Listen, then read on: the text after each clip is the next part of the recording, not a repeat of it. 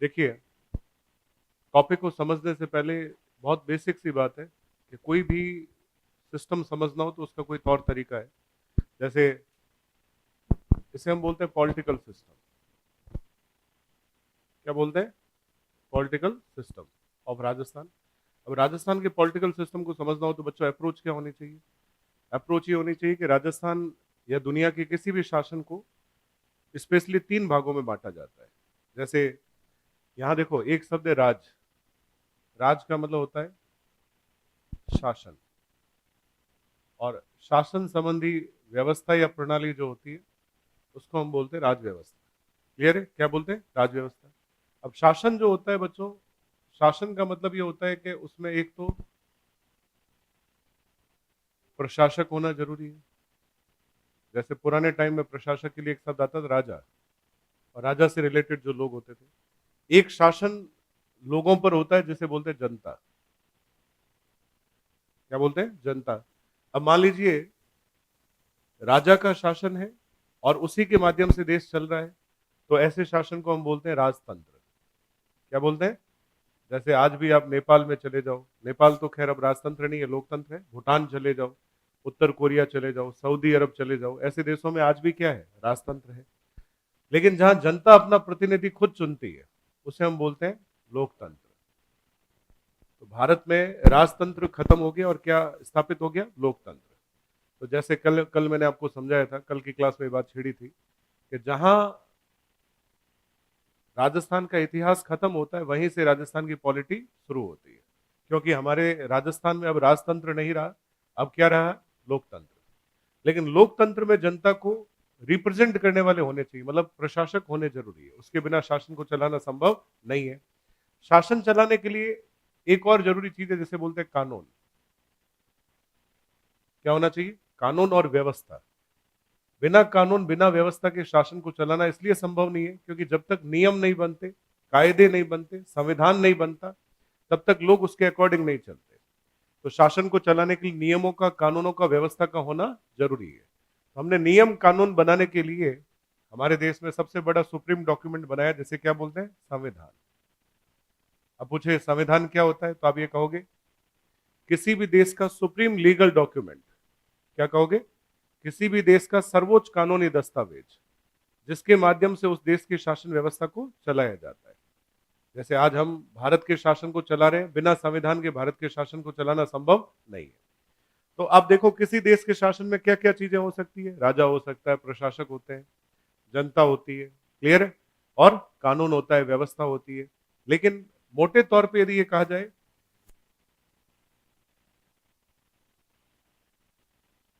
एक फ्रांस के चिंतक थे जिनका नाम था मॉन्टेस्क्यू। फ्रांस थिंकर, नाम था मॉन्टेस्क्यू। और मॉन्टेस्क्यू ने बच्चों क्या बोला? देखिए, शासन के मुख्यतः तीन अंग होते हैं। मुख्यतः कितने अंग होते हैं? तीन। तो ये उसने कहा बोला? मोटे तौर पे जब हम कभी पॉलिटिकल साइंस में उन बच्चों को जिनको एसएसटी लेवल पे ले जाएंगे तो वहां एक किताब थी इसकी। किताब का नाम था द स्पिरिट ऑफ लॉज। किताब का नाम क्या था? The spirit of laws. उसमें ये कहा कि शासन के तीन अंग होते हैं और तीनों अंग सेपरेट होने जरूरी है। तीनों का आपस में कोई कनेक्शन नहीं होना चाहिए। तीनों सेपरेट होंगे तो लोगों को जस्टिस मिलेगा। वो तीन अंग क्या थे? तो इसने कहा शासन के तीन अंगों में पहला अंग होता है विधायिका। पहला अंग क्या होता है? विधायिका। दूसरा होता है कार्यपालिका, और तीसरा होता है न्यायपालिका। आप दुनिया में चाहे अमेरिका के शासन को देखो, चाहे ब्रिटेन के शासन को देखो, चाहे भारत या आप राजस्थान या पंजाब जैसे राज्यों में शासन देखो, आपको तीनों अंग मिलेंगे। इसको अंग्रेजी में बोलते हैं लेजिस्लेटिव या लेजिस्लेचर। इसको बोलते हैं एग्जीक्यूटिव, और इसको बोलते हैं जुडिशरी। और शॉर्ट में ये कहें कि शासन के लिए तीन शब्द होने जरूरी है, LEJ। LEJ मतलब लेजिस्लेटिव, एग्जीक्यूटिव और जुडिशरी। अब ये क्या करेंगे? तो लेजिस्लेटिव का काम होता है बच्चों कानून बनाना, कानूनों पे चर्चा करना, कानून बनाने के लिए वोटिंग करना, प्रश्न पूछना गवर्नमेंट से, गवर्नमेंट को रेस्पॉन्सिबल बनाना। ये सब काम किसका होता है? विधायिका का। कानून बनने के बाद उन कानूनों का सिर्फ बनने से कुछ नहीं होता, उनको इंप्लीमेंट करना जरूरी है। इंप्लीमेंट मतलब लागू करना जरूरी। तो कानूनों को लागू करने वाली संस्था क्या कहलाएगी? तो इस संस्था का काम होगा कानूनों को लागू करना। और तीसरी संस्था का काम है कानूनों की जांच करना कि कानून सही था कि नहीं, कानून की समीक्षा करना और कानून की व्याख्या करना। इसका मतलब किसी भी देश में शासन के कितने अंग हो सकते हैं? तीन।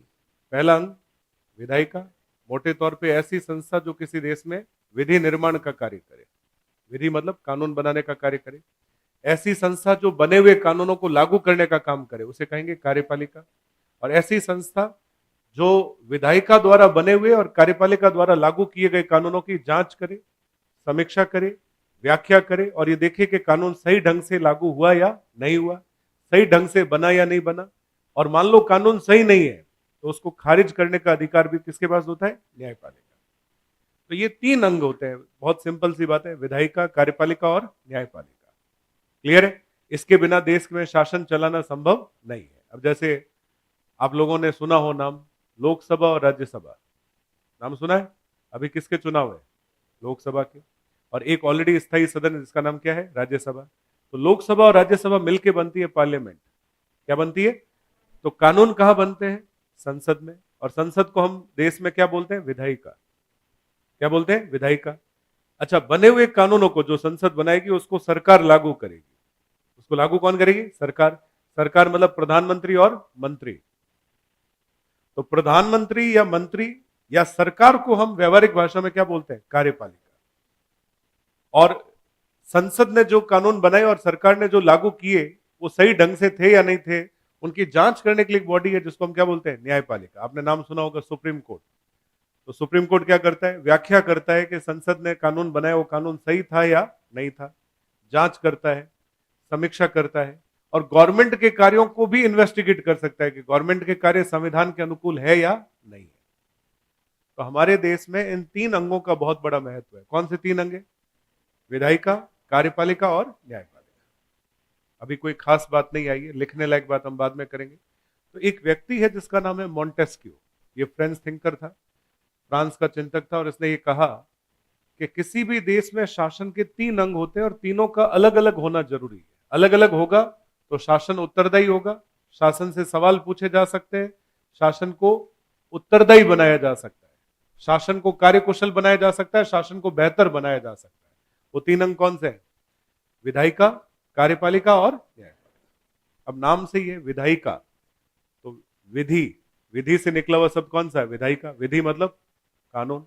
तो जो कानून बनाएगी वो संस्था होगी विधायिका। कार्यपालिका मतलब बने हुए कानूनों पे कार्य करना। बने हुए कानूनों पे क्या करना?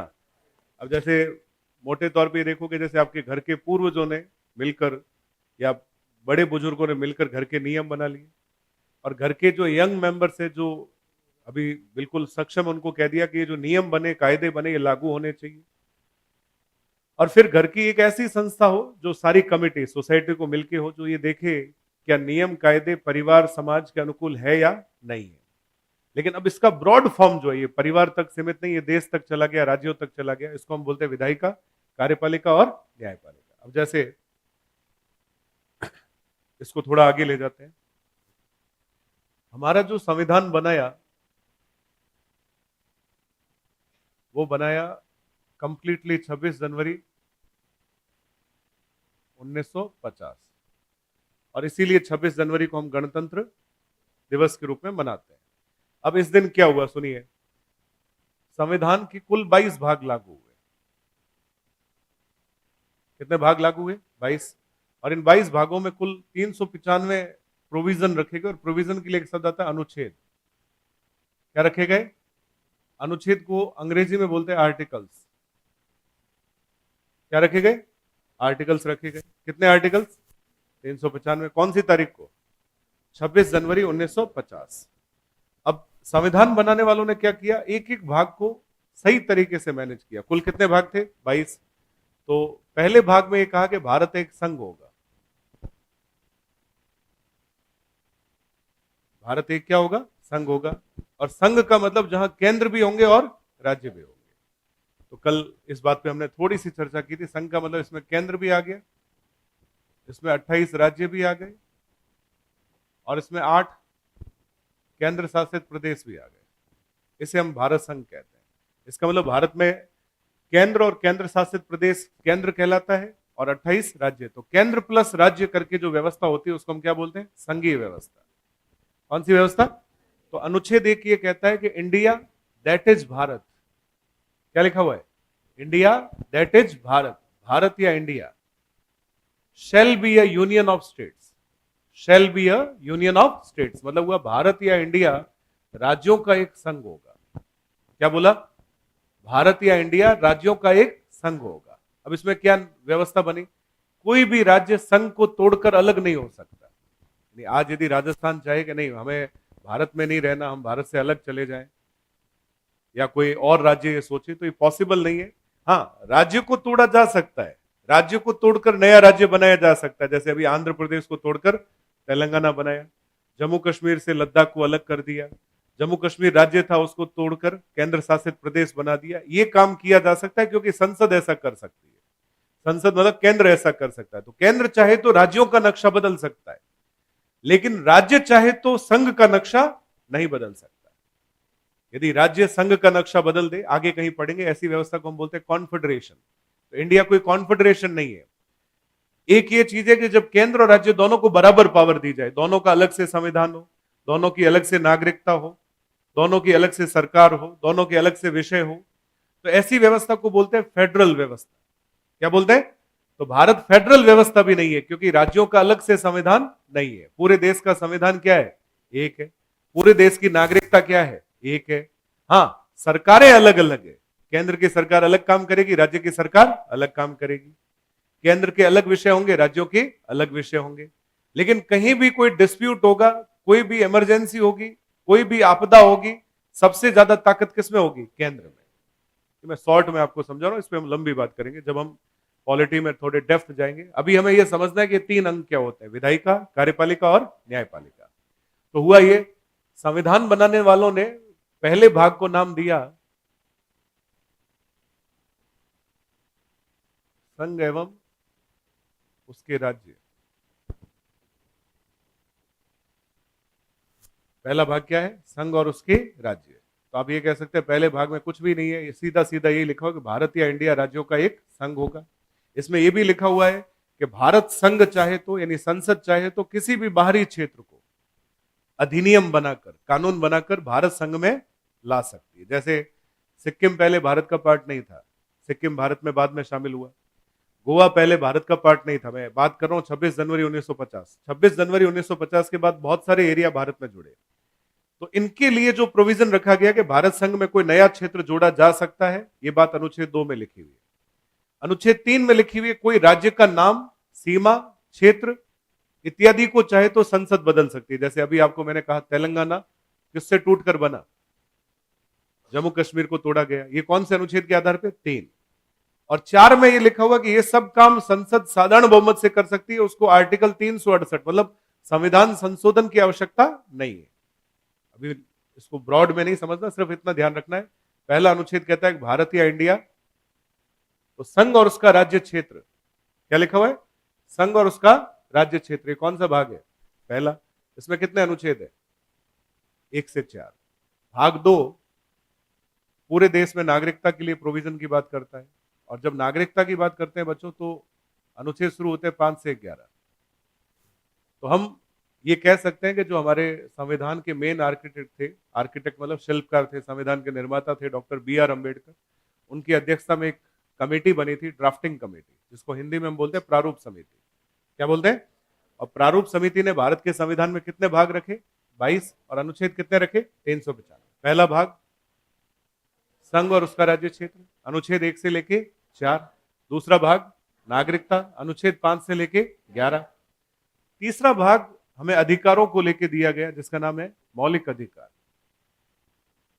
जहां ये खत्म होगा वहां ये शुरू हो जाएगा, 12 से 35। तो मौलिक अधिकार हमें पढ़ने होते हैं, कहां से लेके कहां तक? 12 से 35। चौथा भाग गवर्नमेंट को कई तरह के निर्देश दिए गए, और गवर्नमेंट के निर्देशों को हम क्या बोलते हैं? नीति निर्देशक तत्व। ये शुरू होता है 36 से लेके 51, 36 से लेके 51। और भाग 5 जो है बच्चों, सॉरी 4 में एक नया भाग बाद में जुड़ा, 42वें संशोधन में। और 42वां संशोधन हुआ था बच्चों इंदिरा गांधी सरकार के समय 1976 में। और इसमें एक नया भाग जुड़ा, मूल कर्तव्य। सिर्फ मूल अधिकार नहीं दिए, हमें यह भी बताया गया कि आपके कर्तव्य क्या होंगे। तो मूल कर्तव्य के लिए सिर्फ एक अनुच्छेद जुड़ा, 51A। और भाग का नाम क्या है? 4A। ए को संविधान में अंग्रेजी में जहां ए शब्द यूज होगा, हिंदी में वहां क शब्द यूज होगा। क्या शब्द यूज होगा? क। आप चाहो तो 51A कह दो या 51 क कह दो, एक ही बात है। जहां बी शब्द होगा वहां क्या होगा? ख। तो ऐसे संविधान में लिखा हुआ है। तो आप बताइए, पहला भाग संघ और उसका राज्य क्षेत्र। भारत कुछ भी नहीं है राज्यों के बिना। तो सभी राज्यों को मिलाकर जो संघ बनता है उसे हम क्या बोलते हैं? भारत। कौन सा भाग है? पहला। तो पहला भाग ये कहता है भारत या इंडिया। इसका मतलब हमारे संविधान में भारत के लिए कितने शब्दों का प्रयोग है? 2। एक तो भारत और दूसरा इंडिया। यदि दोनों में फर्क पूछा जाए तो किया जा सकता है। इंडिया हमारा आधुनिक नाम है, जबकि भारत हमारा प्राचीन नाम है। इंडिया मॉडर्न फेज में भारत के दुनिया के साथ संबंधों को प्रदर्शित करता है। जैसे आज हम दुनिया के अधिकतम देशों में जब भी जाते हैं तो हमारा नाम इंडिया के रूप में रिप्रेजेंट होता है। जितने इंटरनेशनल एग्रीमेंट है, जितनी इंटरनेशनल ट्रीटीज है, समझौते हैं, संधियां हैं, जितने अंतर्राष्ट्रीय संगठन है, उसमें हमारा जो इन्वॉल्वमेंट है वो सब किस नाम से है? इंडिया। लेकिन भारत हमारी संस्कृति को, हमारी विरासत को, हमारी कला को, हमारे इतिहास को, हमारी सभ्यता को, यानी हमारी सिविलाइजेशन, हमारी हेरिटेज, हमारी कल्चर, क्लियर है, इसको प्रदर्शित करता है। तो एक हमारा प्राचीन नाम है, दूसरा हमारा आधुनिक नाम है। हमने दोनों नाम संविधान में लिए। इसके अलावा तीसरा कोई नाम संविधान में भारत के लिए नहीं है। भारत के लिए कितने नाम है? 2। अभी आपको याद हो तो G20 कॉन्फ्रेंस इंडिया में हुआ था और उसकी अध्यक्षता पहली बार भारत ने की थी। G20 दुनिया का पावरफुल संगठन है। उसमें G20 में जहां भी हमारा नाम प्रयोग हुआ, हमने नाम क्या प्रयोग किया? भारत। तो कुछ लोगों ने कहा कि अब मोदी जी जो है हमारे संविधान में देश का नाम बदल रहे हैं। देश में, संविधान में क्या कर रहे हैं? देश का नाम बदल रहे हैं। तो ये कोई बदलने की आवश्यकता नहीं है, संविधान में ही लिखा हुआ है कि 2 नाम है। कौन से 2 नाम है? भारत या इंडिया। हम दोनों का प्रयोग कर सकते हैं। आप चाहो तो अंग्रेजी में लिख सकते हो क्या? भारत। और या फिर आप प्रयोग कर सकते हो कौन से नाम का? इंडिया। ये बात अनुच्छेद 1 में लिखी हुई है। तो सॉरी, संघ और उसका राज्य क्षेत्र, मतलब भारत एक संघ होगा और उसके अंदर क्या राज्य होंगे, कौन सा राज्य कैसे शामिल होगा, राज्य का नाम बदलेगा, सीमा बदलेगी, क्षेत्र बदलेगा, और ये सब प्रक्रिया कैसी होगी, ये सब बातें आपको 1 से 4 में कहां मिलेगी? 1 से 4। अनुच्छेद 5 से 11 जो बच्चों है वो किससे रिलेटेड है? नागरिकता। किससे रिलेटेड है? अब नागरिकता का मतलब पूरे देश की नागरिकता क्या है? सिंगल है। मतलब जैसे अमेरिका में जाओगे तो अमेरिका में 50 राज्य है। कितने राज्य है? 50। हमारे यहाँ राज्यों की संख्या 50 नहीं, कितनी है? 28। भारत में सॉरी, भारत में राज्य जो है मोटे तौर पे, आवाज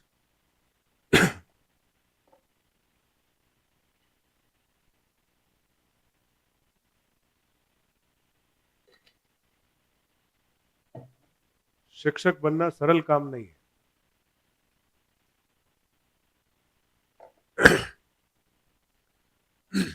नागरिकता जो है अमेरिका में, मैंने जैसे कहा कि कितने राज्य है? 50। तो अमेरिका में जितने राज्य है उसकी नागरिकता अलग है और देश की नागरिकता अलग है। तो नागरिकता कैसी हो गई? डबल।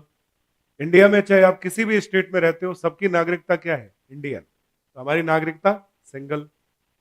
अब यदि आप यहां से अमेरिका चले जाओ और वहां की नागरिकता प्राप्त कर लो, तो अनुच्छेद 9 में लिखा हुआ है कि आपकी भारत की नागरिकता ऑटोमेटिक खत्म हो जाएगी। यदि भारत की सरकार को ये पता चले कि आपने कहां की नागरिकता ले ली है? किसी दूसरे देश की, तो आपकी भारत की नागरिकता क्या हो जाएगी? समाप्त हो जाएगी। अनुच्छेद 11 में लिखा हुआ है कि नागरिकता को लेकर कोई भी परिवर्तन करना हो यह अधिकार राज्यों का नहीं होगा, क्योंकि नागरिकता संघ सूची का विषय है। तो नागरिकता को लेकर कानून बनाने का अधिकार केवल किसका होगा? केंद्र का होगा। ये सिंपल बातें हैं जो हर भारतीय को पता होनी चाहिए। तो ये बातें कहां लिखी हुई है? 5 से लेके 11। फिर हमारे मौलिक अधिकार आपने सुना होगा, समानता का अधिकार, स्वतंत्रता का अधिकार, शोषण के विरुद्ध अधिकार, धर्म संबंधी अधिकार, माइनॉरिटी के राइट्स, ये सब आपको कहां मिलेंगे? 12 से 35। गवर्नमेंट के कैसे डायरेक्शन होंगे, गवर्नमेंट किस फॉर्म में काम करे, जैसे कमजोर वर्गों का विकास करे, देश में माताओं की सुरक्षा करे, देश में गौवध निषेध करे, पशुओं का, पशुपालकों का, वन और वन्य जीवों का, पर्यावरण का, किसानों का, ऐतिहासिक स्मारकों का संरक्षण करे। क्लियर है? जितने भी वीकर सेक्शन होते हैं, जैसे कर्मचारी है, मजदूर है, ठीक है, उनको संरक्षण दे, रोजगार का अधिकार दे, आर्थिक और सामाजिक कल्याण के लिए काम करे। तो गवर्नमेंट के विजन क्या होने चाहिए, गवर्नमेंट को जब भी कानून बनाना है, पॉलिसी बनानी है, उसके डायरेक्शन क्या होने चाहिए, वो कहां लिखे हुए हैं? भाग 4 में। इसको क्या बोलते हैं? नीति। नीति बनाने के लिए निर्देशन। नीति बनाने की, नीति कौन बनाता है? गवर्नमेंट बनाती है। और नीति बनाने के लिए उसको निर्देशन कहां से मिलेगा? 36 से 51। और बाद में इंदिरा गांधी सरकार के टाइम एक प्रोविजन और जोड़ा कि भारत के हर व्यक्ति के पास में मूल कर्तव्य होने चाहिए। हमारे कितने मूल कर्तव्य है? 11। कितने मूल कर्तव्य? 11। ये सारी बातें आपको कौन से भाग तक मिलेगी? 4A तक। कौन से भाग तक? लेकिन अब बच्चों यदि मैं कहूं, हमारे यहां पे संविधान में एक भाग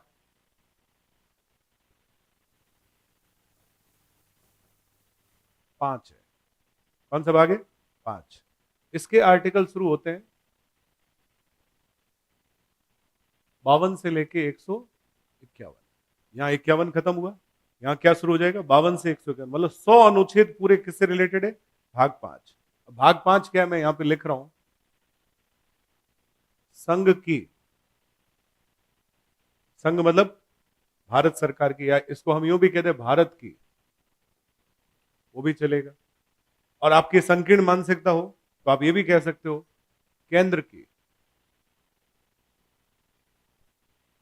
ठीक है क्या? तो यहां पहला शब्द आएगा एग्जीक्यूटिव। एग्जीक्यूटिव को हिंदी में हमने क्या शब्द बोला? कार्यपालिका। दूसरा शब्द होगा विधायिका। और तीसरा शब्द होगा न्यायपालिका। और चौथा एक शब्द और होगा जिसे कहेंगे CAG। ये एक्स्ट्रा चीज है जो बाद में हम देखेंगे। अब सुनिए, कहां से अनुच्छेद शुरू हो रहे हैं? 52 से 78 के बीच में जब हम पढ़ते हैं अनुच्छेदों को तो इसे बोलते हैं कार्यपालिका। जहां 78 खत्म हो जाएगा, क्या शुरू होगा? 79। 79 से 123 हम क्या पढ़ते हैं? विधायिका। और जहां 123 खत्म हो जाता है तो 124 से लेके 147 क्या पढ़ेंगे? न्यायपालिका। और जहां न्यायपालिका भी क्लोज हो जाता है, क्या लिखा था हमने? CAG। 148 से 151। CAG क्या होता है बाद में देखेंगे। तो कितने अनुच्छेद हो गए? 52 से लेके 151। अब देखो, मैं यहां कुछ नहीं कर रहा हूं, आपका सिलेबस बना रहा हूं। जो बच्चा पॉलिटी पढ़ता है, जब हम कार्यपालिका पढ़ते हैं ना बच्चों, तो पहला टॉपिक है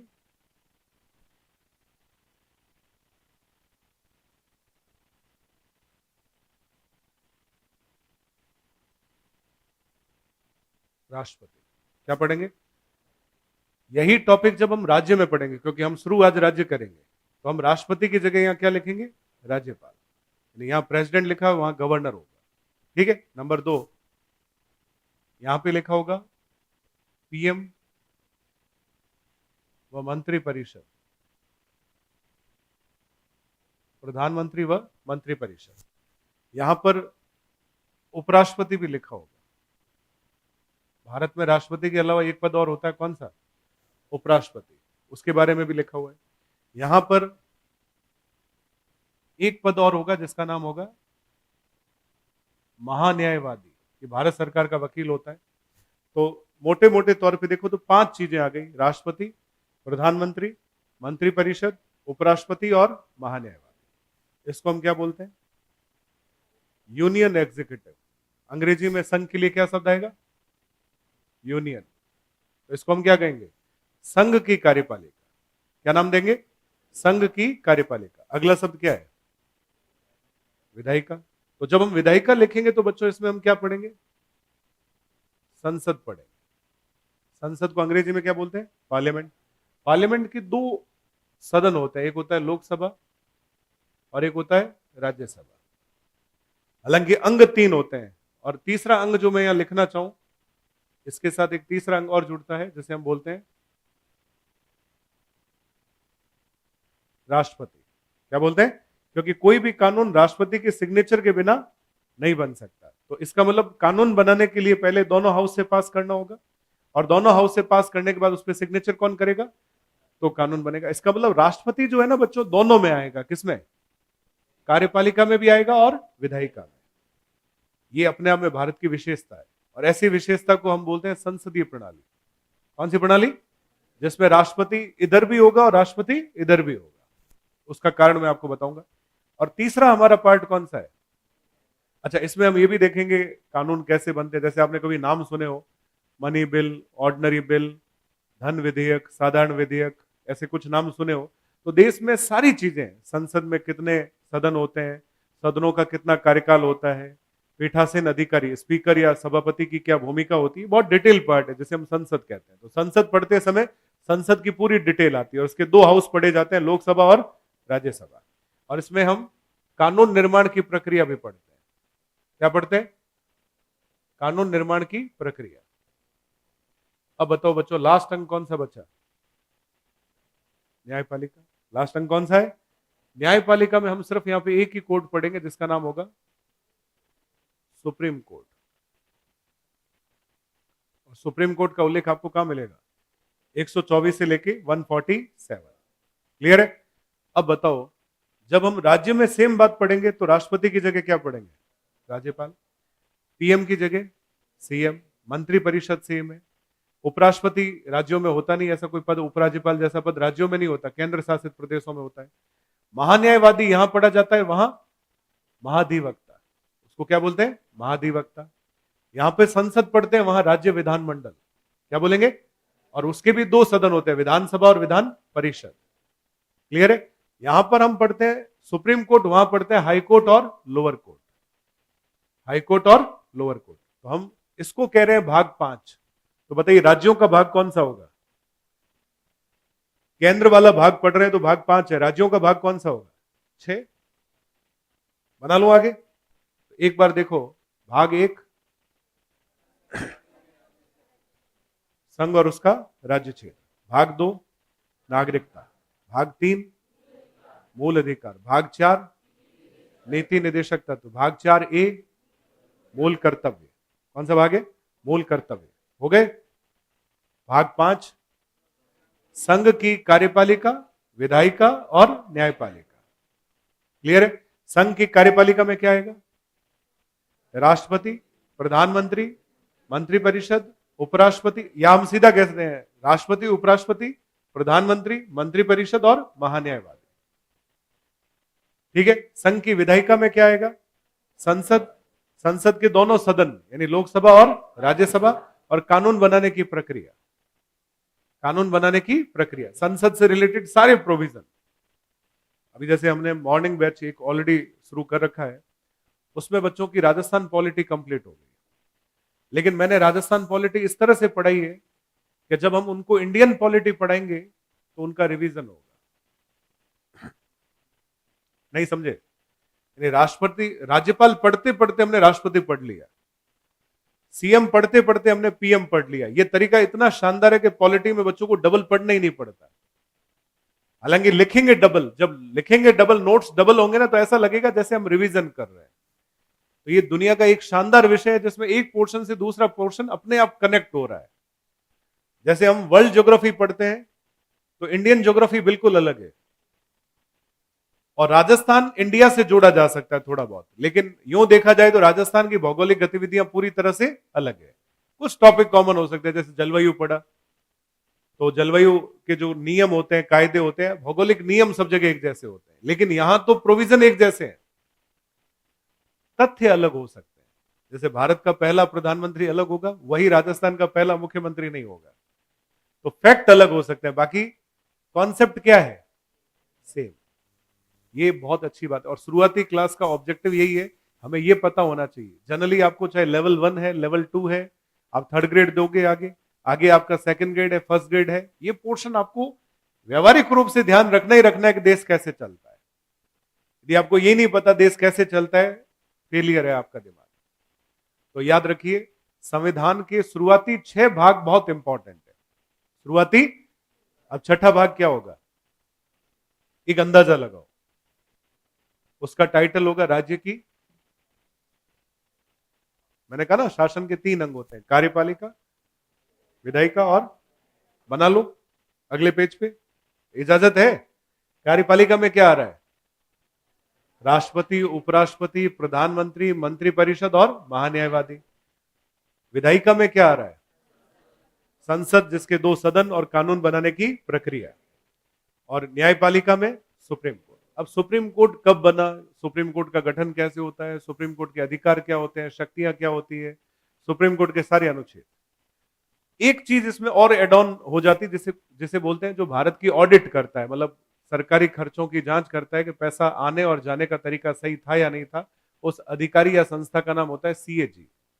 पूरा नाम होता है controller and auditor general of India. अभी आपको नहीं पढ़ना, बाद में बहुत इजी है।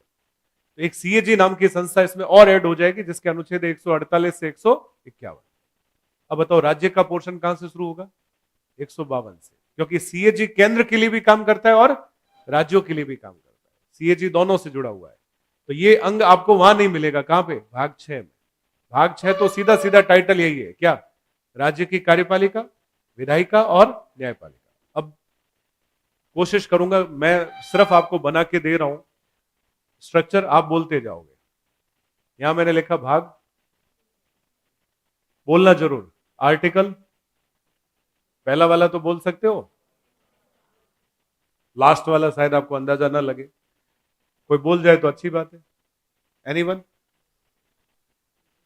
Very good. 237, एक आधा बोल जाता है ना, क्लास में जान आ जाती है, दूसरों को क्या लगता है यार इसने बोला, इसका मतलब काम का है। नहीं तो कई बार क्या होता है, आजकल सवाल सारे अनुच्छेद आधारित पूछे जाते हैं, और जिसके कॉन्सेप्ट मजबूत नहीं होते वो फेलियर हो जाता है। क्लियर है। आप इसमें सबसे अच्छी बात यह है कि ये पोर्शन जब पढ़ोगे, सिमिलरिटी बहुत है, साइंटिफिक है, वैज्ञानिक पोर्शन है। मतलब कई बार बच्चे ये सोचते हैं कि पॉलिटिकल जो साइंस होती है उसके पीछे साइंस क्यों लगता है। ये विषय अपने आप में रोचक है, वैज्ञानिक रूप से पढ़ा जा सकता है। देखते हैं कैसे। खैर अभी तो शुरुआत है। सॉरी, यहां मैं क्या लिखूंगा, राज्य की, ठीक है। राज्य के लिए क्या शब्द आएगा, स्टेट, ठीक है। अब इसको हम 3 भागों में बांट दें। सबसे पहले कार्यपालिका। अच्छा, कार्यपालिका का काम क्या होता है, कानूनों को लागू करना, कानून बनाना नहीं। कानून बनाने वाली कौन सी होती है, विधायिका। अच्छा, कार्यपालिका को व्यवहारिक भाषा में क्या बोलते हैं, और अंग्रेजी में, ठीक है। और तीनों अंगों को क्या बोलते हैं अंग्रेजी में,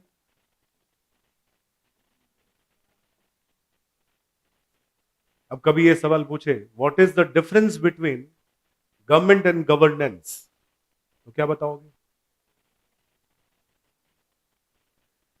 गवर्नेंस का मतलब उसमें शासन के सभी अंग शामिल है, विधायिका, कार्यपालिका और न्यायपालिका, जो लोगों के लिए काम करते हैं, ठीक है।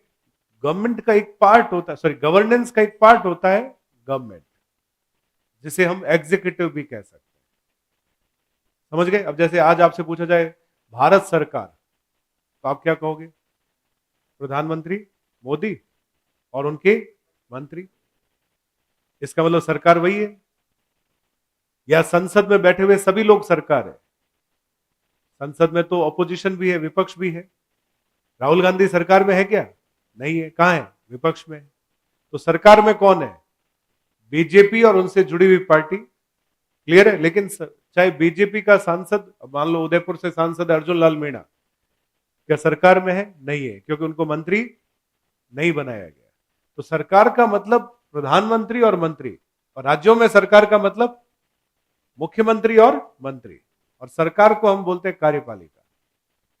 क्या बोलते हैं, आगे जाके कभी यदि थोड़ा विस्तार पढ़ा जाए तो कार्यपालिका को दो भागों में बांटा जा सकता है, राजनीतिक कार्यपालिका और प्रशासनिक कार्यपालिका। कल को आप भी गवर्नमेंट टीचर बन जाते हो तो आप भी सरकार में शामिल हो जाओगे, शासन में शामिल होंगे, हाँ या ना? होंगे ही होंगे, क्योंकि सरकार शासन के अंदर है। ऐसे कैसे सोचा कि नहीं होंगे? शासन, आपके पास गवर्नेंस होगा कि नहीं होगा? आप शासन का पार्ट भी बनोगे, क्योंकि आप किसका पार्ट बने? एग्जीक्यूटिव, कार्यपालिका। तो पहले तो गवर्नमेंट टीचर को यह पता होना चाहिए कि मैं कहां जुड़ने वाला हूं, मेरी माता पिता कौन सी संस्थान है, संस्थान के रूप में। ये तो आपके बायोलॉजिकल पेरेंट्स तो आपके गार्जियन है, लेकिन आपके एकेडमिक पेरेंट्स कौन होंगे, आपके कैरियर पेरेंट्स कौन होंगे? तो गवर्नमेंट होगी। वो आपको तनख्वाह देगी, वो आपका प्रमोशन करेगी, वो आपका ट्रांसफर करेगी, समझ में आ रही बात? वो आपका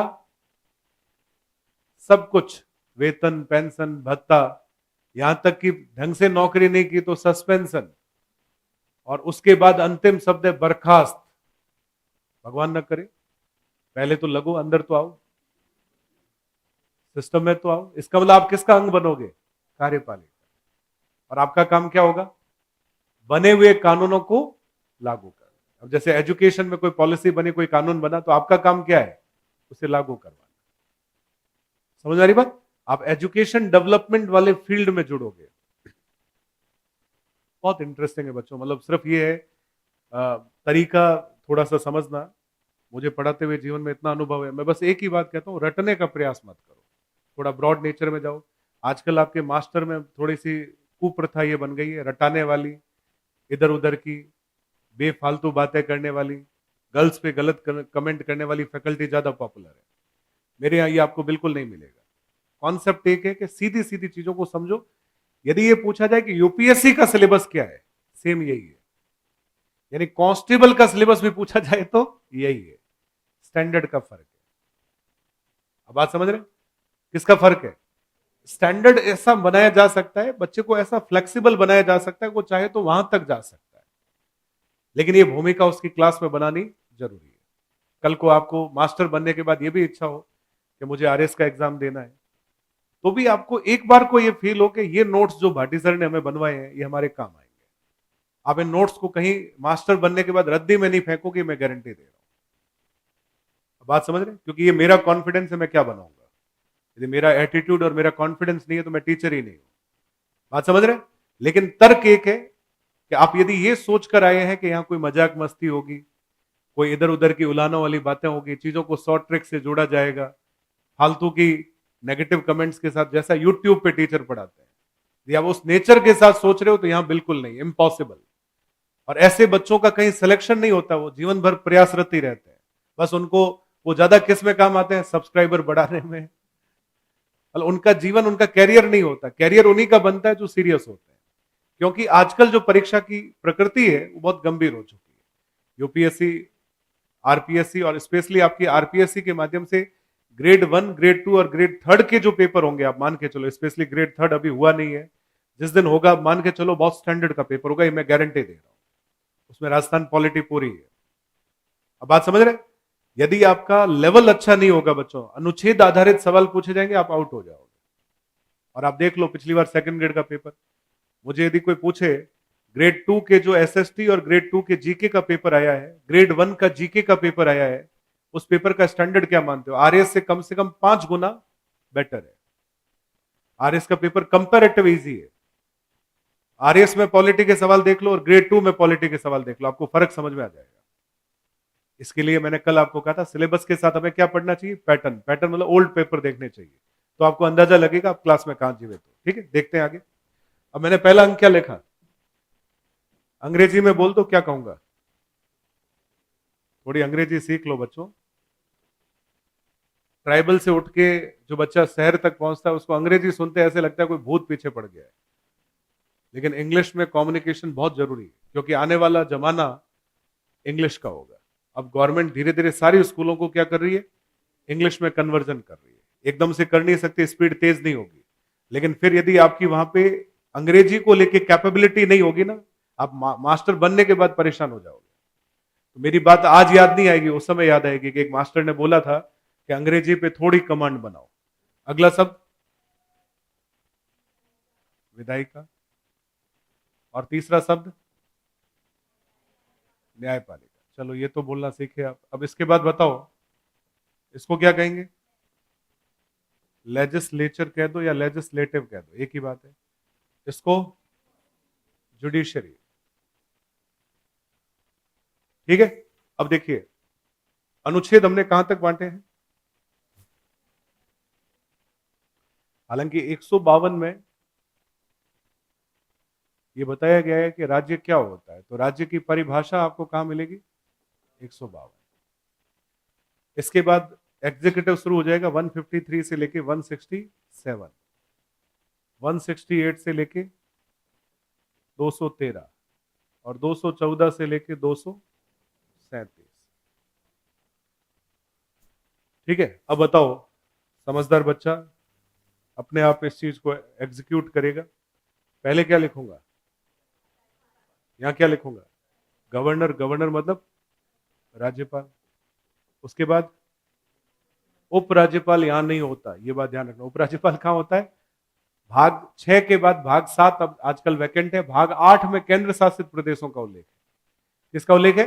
दिल्ली, पुदुचेरी, ये सब क्या है? केंद्र शासित प्रदेश। तो यहां केंद्र शासित प्रदेशों का उल्लेख नहीं है, ये बात ध्यान रखना। तो अब देखिए राज्यपाल के बाद सीएम, यहां हम अलग से लिख दें मंत्री परिषद, और सबसे लास्ट में महाधिवक्ता।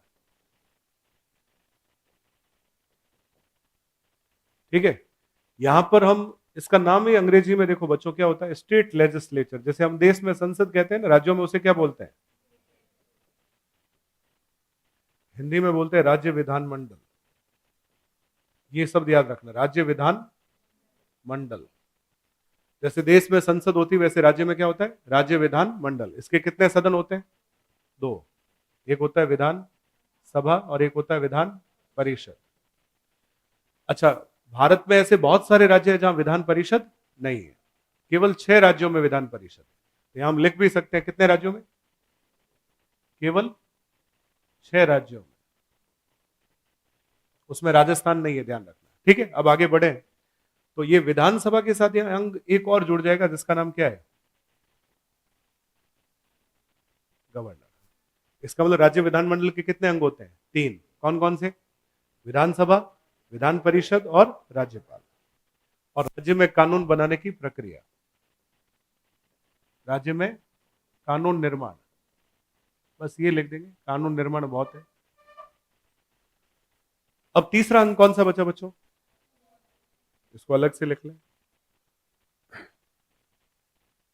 तीसरे अंग में एक तो हमारे पास में है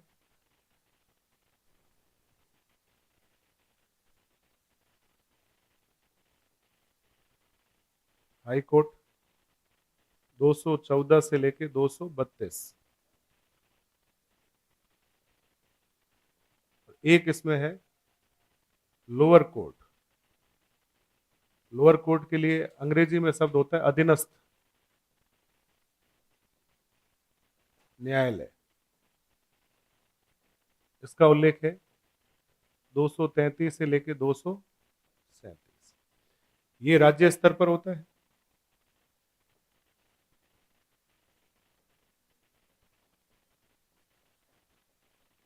और ये जिला स्तर पर होता है। अब बताइए यदि किसी को राजस्थान की पॉलिटी पढ़नी है, पहला टॉपिक क्या होगा? राज्यपाल। उसके बाद जैसे राज्यपाल कंप्लीट हो जाएगा उसके बाद मुख्यमंत्री, मंत्री परिषद, दोनों साथ में पढ़े जाते हैं। उसके बाद महाधिवक्ता। ठीक है, जैसे ये कंप्लीट हुआ राज्य की कार्यपालिका क्लोज। फिर क्या शुरू होगी? राज्य की विधायिका। ठीक है, राज्य की विधायिका में क्या पढ़ेंगे? विधानसभा और विधान परिषद और कानून बनाना। जैसे ये कंप्लीट हुआ अगला टॉपिक क्या? High court. हमारे कोर्ट्स में कई बार लोअर कोर्ट नहीं होते। जैसे आप अभी आपने राजस्थान में एक सिलेबस देखा हो, सीईटी। कौन सा सिलेबस है? ये सब टॉपिक साथ में, सेकंड ग्रेड में, फर्स्ट ग्रेड में, सब चीजें आपको पढ़नी पड़नी। फर्स्ट ग्रेड में राजस्थान पॉलिटी का वेटेज कम होता है, लेकिन हो सकता है आगे आके बढ़ा दे। क्लियर है? लेकिन इंडियन पॉलिटी वहां बहुत डिटेल है। तो सीधी सी बात है, आपको समझना है कौन कौन से टॉपिक है, फिर आगे बढ़े। यदि ओवरऑल ये टॉपिक आपको इस तरीके से पढ़ने, तो पहला टॉपिक हो गया राज्यपाल, मुख्यमंत्री, मंत्रिपरिषद, महान्याय महाधिवक्ता, उसके बाद में विधानसभा, विधान परिषद, क्लियर है। फिर पढ़ते हैं हाई कोर्ट। इसके बाद आपको क्या पढ़ना होता है? जिला प्रशासन। क्या पढ़ना होता है? तो कल मैंने बताया था, जिले का विभाजन उपखंड में, उपखंड का विभाजन तहसील में, तहसील का विभाजन, वो आगे आएगी चीजें, कल सिर्फ सेमिनार था। लेकिन मान के चलिए कि जो हम चीजें जिले के स्तर पर पढ़ेंगे उसको बोलते हैं जिला प्रशासन। क्या पढ़ते हैं? तो इसके बाद जैसे ही ये खत्म हो जाएगा, कार्यपालिका, विधायिका, न्यायपालिका, उसके बाद क्या शुरू होगा? जिला प्रशासन। और फिर शुरू होगा स्थानीय प्रशासन। क्या शुरू होगा? स्थानीय प्रशासन में हम दो संशोधन पढ़ेंगे, 73 और 74, यानी पंचायत और नगर पालिका। State polity complete. अब यदि किसी को स्टेट पॉलिटी में कुछ और पढ़ने की आवश्यकता हो तो सिर्फ आयोग। क्या पढ़ना होता है? जैसे मानवाधिकार आयोग, राजस्थान लोक सेवा आयोग, कुछ आयोग आप पढ़ लो, स्टेट पॉलिटी क्लोज। अब बताओ स्टेट पॉलिटी का सिलेबस क्या है? सामने लिखा हुआ है, लिखा हुआ है, बना सकते हो एज इट इज, बना लो, यही लिखना था। मैं ऊपर लिखना है राजस्थान की राज व्यवस्था, और इसको 3 भागों में बांट के लिख लो। जो बोर्ड पे लिखा हुआ है कॉपी में उतार लो।